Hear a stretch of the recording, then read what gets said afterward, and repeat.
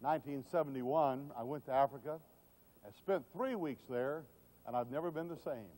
I cannot say the word without getting tears in my heart.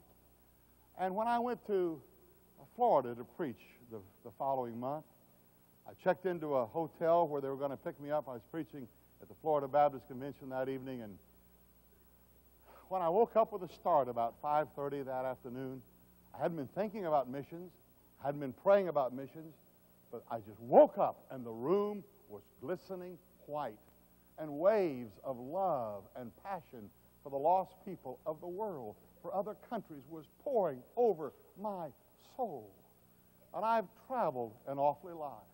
I suppose that I've gone out of town 30 to 40 times a year relative to missions and soul winning and crusades.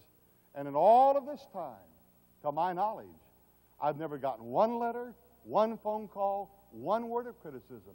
Nobody checked my schedule. Nobody said you're gone too much. They just said, Pastor, with your heart for missions, we want to share you. Does that make a difference? Let me tell you the difference that it makes.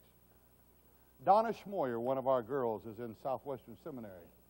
And she called Karen Leonard Monday, who told me. He said, you know, Karen, in our seminary class here in Fort Worth, she's preparing to be a missionary.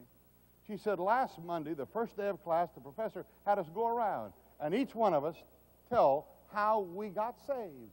And she said, 4 of those students said, I was saved under the preaching of John Bisagno. In a revival, in a mission meeting, in a crusade, somewhere.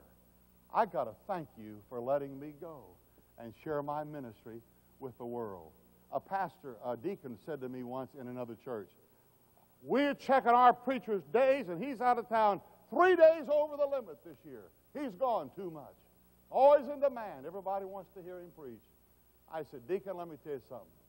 You got a preacher nobody else wants to hear, you're not going to want to hear him very long either.